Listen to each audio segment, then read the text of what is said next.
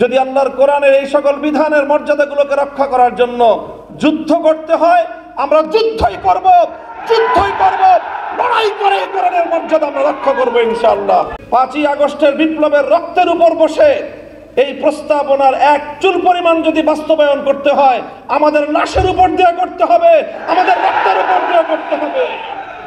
এখন তারা পশ্চিমা বিশ্বের এজেন্ডা বাস্তবায়ন করার জন্য এটাকে মোক্ষম সময় মনে করে তারা এই সংস্কার প্রস্তাবনা দিয়েছে এবং সংস্কার প্রস্তাবনা দেওয়ার সঙ্গে সঙ্গে প্রধান উপদেষ্টার কার্যালয় থেকে এটাকে লুফে নিয়ে তার ভেরিফাইড ফেসবুক পেজে ঘোষণা করা হয়েছে যে তারা অন্তর্বর্তীকালীন সরকার ক্ষমতায় থাকতে থাকতে যথাদ্রুত সম্ভব এই সংস্কার প্রস্তাবনা তারা বাস্তবায়ন করবেন। অন্য 10টি কমিশনের প্রস্তাবনার বিষয়ে প্রধান উপদেষ্টার কার্যালয়কে এতটা তড়িৎ ব্যবস্থা গ্রহণ করতে বা ঘোষণা দিতে আমরা দেখিনি যতটা এই বিষয়ে দেখেছি। তার অর্থ এটা গোটা একটা প্রি প্ল্যান, একটা পরিকল্পনা এটা, এবং এই প্ল্যানের সঙ্গে প্রধান উপদেষ্টার কার্যালয় জড়িত। মঞ্জু ভাই বলেছেন আগে বুদ্ধিবৃত্তিক দরকার, তারপরে নাকি আমাদের মাঠে নামতে হবে বা শক্তি প্রয়োগ করতে হবে। আমি ওনার কথার সাথে শতভাগ একমত পোষণ করছি। বুদ্ধিবৃত্তিক উপায়ে তাদের এই সকল প্রস্তাবনার এবং এই জাতীয় কার্যকলাপের প্রতিবাদ যথাযথ যৌক্তিক এর উপস্থাপনা কম হয়নি। প্রবন্ধকার বলেছেন যে প্রায় 1000 পৃষ্ঠার উপরে ইতিমধ্যে লেখা হয়েছে, কিন্তু কথা একটা জিনিস মনে রাখবেন যে চোরে না শুনে ধর্মের কথা। এদেরকে এই ধরনের টেবিল টকের মাধ্যমে এই ভয়াবহ কার্যকলাপ থেকে, পরিকল্পনা বাস্তবায়নের পথ থেকে এদেরকে রুদ্ধ করা যাবে না।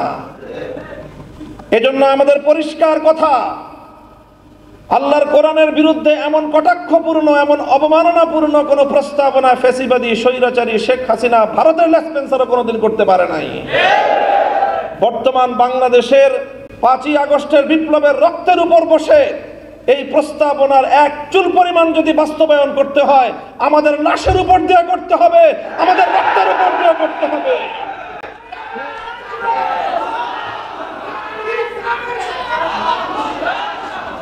আমরা পরিষ্কার বলতে চাই, নারীর কাঁধে বন্দুক রেখে ইসলামকে ঘায়েল করবার এই দুরভিসন্ধি বন্ধ করুন। নারীর কাঁধে বন্দুক রেখে ইসলামকে আক্রমণ করার এই দুরভিসন্ধি বন্ধ করুন। আমরা নারীদের ব্যাপারে আমাদের পরিষ্কার কথা, আমরা নারীদের ন্যায্য অধিকার চাই, সমান অধিকার নয়। সমান অধিকার দিলে নারীরা টিকতে পারবে না। সমান অধিকার দিলে নারীরা পুরুষের সঙ্গে প্রতিযোগিতা করে সমাজে তাদের প্রকৃত অধিকার বাস্তবায়ন করতে পারবে না। এই জন্যই তো সংরক্ষিত আসন দিয়ে তাদেরকে আনতে হয়। প্রত্যেকটা জায়গায় তাদের জন্য সংরক্ষিত আসন দিয়ে নির্বাচনের মাধ্যমে বিভিন্ন উপায়ে তাদের প্রতিনিধিত্ব নিশ্চিত করতে হয়। কারণ সমান অধিকার দিয়ে নারীরা পুরুষের সঙ্গে প্রতিযোগিতায় অধিকাংশ জায়গায় পারবে না। এই জন্য তাদেরকে ন্যায্য অধিকার নিশ্চিত করতে হবে।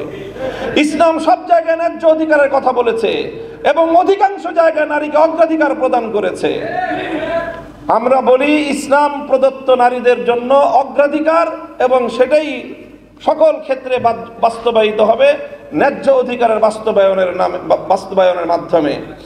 কাজেই পরিষ্কার আমাদের কথা, নারীর ন্যায্য অধিকার নিশ্চিত করেন। নারীদেরকে পতিতা বৃত্তির দিকে ঠেলে দিয়ে মাতৃ সমাজের কলঙ্ক ঘটাবেন। এদেশে সভ্য সমাজ বেঁচে থাকতে আপনাদের ওই সমাজকে ধ্বংস করার, বাংলাদেশকে ধ্বংস করবার অপতৎপরতা ইনশাআল্লাহ বাস্তবায়িত হবে না। আমি আমার বক্তব্য এখানেই শেষ করছি। আবার বলছি, বর্তমান সরকারকে দেখেন, আমরা 16 বছর যুদ্ধ করেছি, আমরা ক্লান্ত। কিছুদিন আমাদেরকে একটু বিশ্রাম নিতে দেন, একটু ভালো কাজ করেন। যদি যুদ্ধ করার অত সাহস, অতই যদি আপনাদের শখ জাগে, মনে রাখবেন, আমি পরিষ্কার বলি, যদি আল্লাহর কোরআনের এই সকল বিধানের মর্যাদাগুলোকে রক্ষা করার জন্য যুদ্ধ করতে হয়, আমরা যুদ্ধই করব, লড়াই করে কোরআনের মর্যাদা আমরা রক্ষা করবো ইনশাআল্লাহ। নাসরুম মিনাল্লাহি ওয়া ফাতহুন করিম।